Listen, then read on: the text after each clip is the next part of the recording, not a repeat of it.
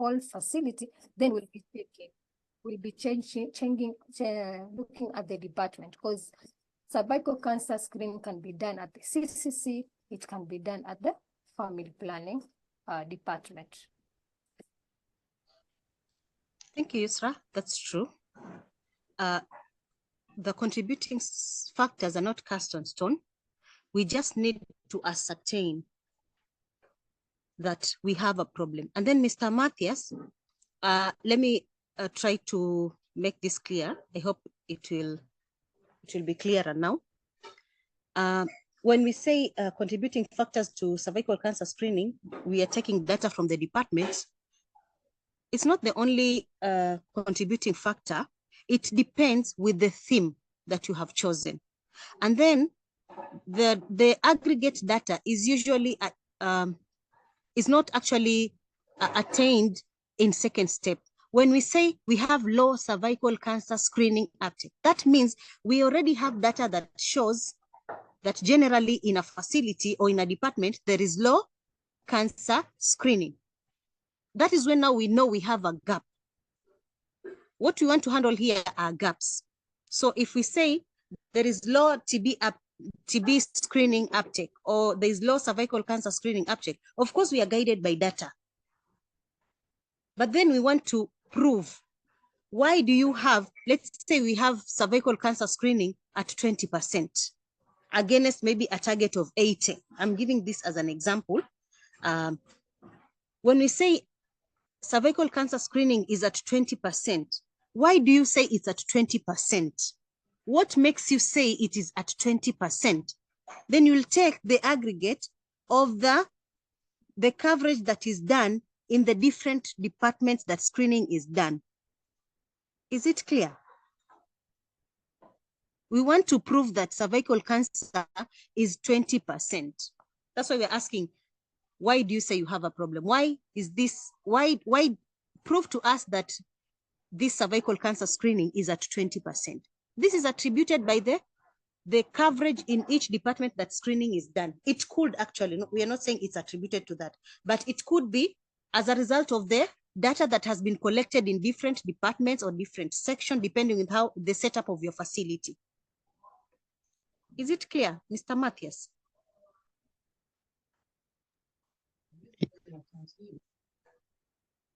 Yes. I now get the point. The fact that in the different department that contribute to, for example, it is now the FP. Now there is no uptake. The clients are going, they are reaching more clients, but the screening is low. Now I've gotten So the maybe point. in family planning, they are achieving 20%. In CCC, they are achieving 60%. In another department that they do the screening, they're achieving 30%. So this one, you take the average for the three departments that you're doing screening. That is when now you can tell whether your screening is low or high. So we just need a proof of the data that you said is low or maybe it's high. Just like we said in turnaround time, you see, when you say high turnaround time, it means patients stay for longer than you expect, longer than you want. So that's a gap. So how do you prove that these clients stay for long in the facility? You take the time that clients spend in each department that they pass through. If they go to triage, you record the time that they take when they're served in the triage department. Then when they go to another department, let's say consultation, you also record the time. When they go to another department, like say lab, you record the time. Then you take the average. That should give you or should prove to you on the high turnaround time. Probably the biggest gap is contributed by only one department, not necessarily all the department. But when you do an average, you will find out that patients stay for long. Perhaps it's only patients stay for longer at the triage department. Then in our second stage, when we're analyzing the data, we'll want to know now, when we go to step 3, at step 2, we want to see where do these clients stay longer. That's why we're taking the time spent in each department. And then that should form a basis for us when we go to step 3. We concentrate on the areas that these clients stay for longer. That is when now we will go and start asking ourselves, why do clients spend a longer time in this particular department? That is where now root cause analysis will come in. Believing that when we apply the Pareto rule, when we solve the problem in that particular department, why clients stay for longer, then the effect will definitely be seen in the whole facility. Is it clear?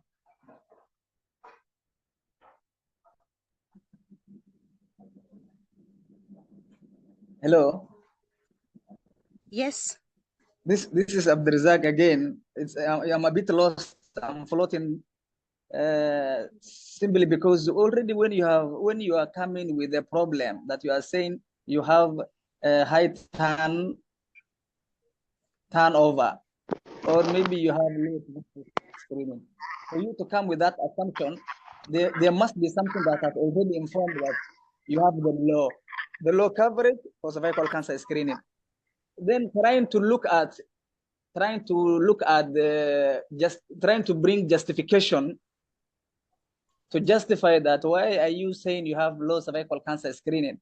That one requires justification to tell through data. Maybe you want to justify by trying to introduce the figures that we have already screened against the target. Thank you, Abdurazak. And by doing that, thank you, Abdurazak. And I think now you're starting to understand this thing. The reason why we're looking at the contributing factors, we are just unpacking. We are just unpacking that problem. We want to understand it even more. We want to see where should we tackle this problem. So when we say high turnaround time, we are unpacking. Now, patients spend time, yes, in the facility, but these patients pass through different departments. Where is it that these patients delay the most?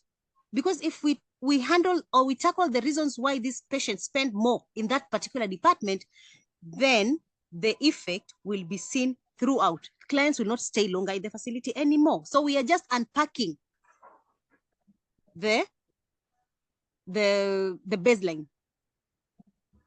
You get it, Abdurazak? yes. Yes, we're just trying to understand it even more. Yes, there is high turn. Sorry.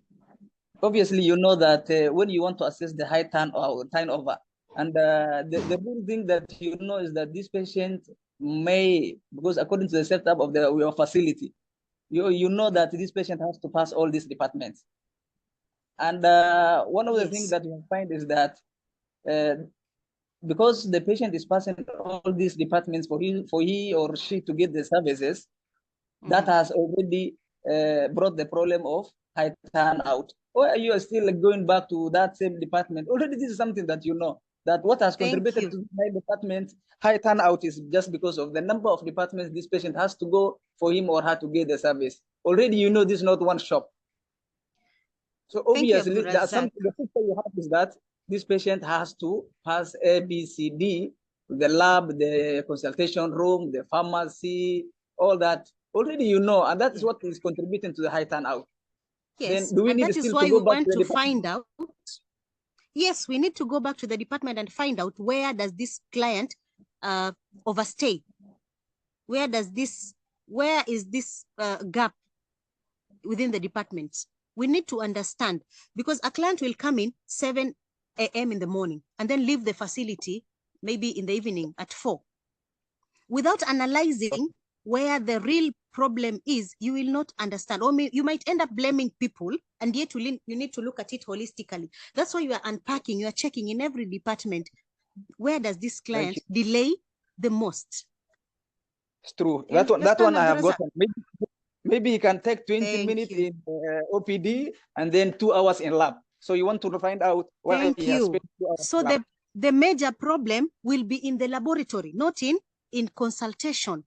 So then in step 3, we will go and start asking ourselves, why do these clients spend more time in the laboratory? And then now we apply our Pareto rule that says, if we solve the problems that make these patients delay more in laboratory, then the effects will be seen or will be appreciated all over. So we need to unpack, we need to understand.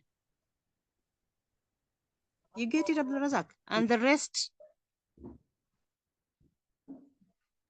Yeah, I can see people have understood, even in the chat box. Yes. Yes. Ah, nice. Nice. So we can move on. Yes, Khadija. Thank you. We have a few minutes left. So we also said that we are going to understand the procedure of situation analysis. So in situation analysis, the first step is to brainstorm on the contributing factors. These factors that we have just stated. So in every theme that you have, you need to brainstorm on the contributing factors. Then once you have all the contributing factors that you feel actually influencing your problem, now you go to data collection. Let's say now we have agreed that for high turnaround time of clients in a facility, we will take the department, the time spent in the department as our contributing factors. Now we agree on the period of data collection and the method of data collection. We can say we collect data, let's say in a week or in a month of a certain number of clients. That will be our, what is it called? Like a sample. We can sample because you cannot take data from all clients. You can sample a few clients amongst the clients that come to your facility and collect data. Either you can do it retrospectively, or if you can do it prospectively, or if you have data, if you've been collecting that data on the time that clients spent, you can just analyze that. But remember, this has to be documented very well. The period and the method has to be documented very well, because it is the same method and the same period that you'll use in step 6. Once you have identified your root causes and your countermeasures and you've implemented them, you'd want to check whether they're effective. So in step 6, when we're checking effectiveness, we'll use the same methodology. And then now you go collect your data to determine the gaps in each contributing factor.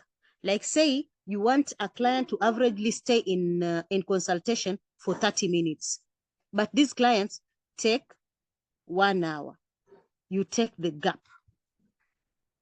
and you record that in a recording sheet or a checklist. You write down all the contributing factors and the time that you've collected. You note down, like say in OPD, clients stay for this time. In, sorry, not OPD, in consultation room, to be specific. In pharmacy, they take this number of hours. In laboratory, that number of hours. And then you analyze it using a tool called a Pareto chart, which we will learn in the next webinar. Unless there's someone with a question. Thank you. MashaAllah, Khadija, it's very nice, very elaborative. Any concern, any question?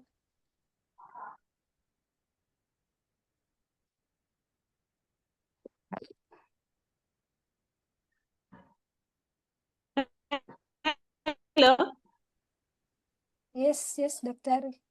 Good evening. Good evening. Good evening. Thank you, both of you, for a well elaborated session. You're not clear. You're breaking up. You're breaking up. Totally understood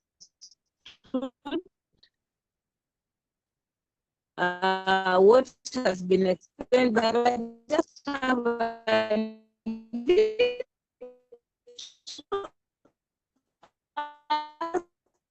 small concern.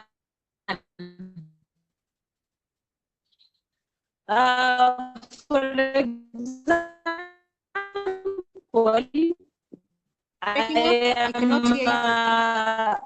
the challenge I'm dealing with is maybe poor documentation. I'm breaking off. You are breaking. We can't hear you. Let me try. Text. So let's say, for example, I am dealing with is trying to do like retrospectives, and I have quite a number of IEC.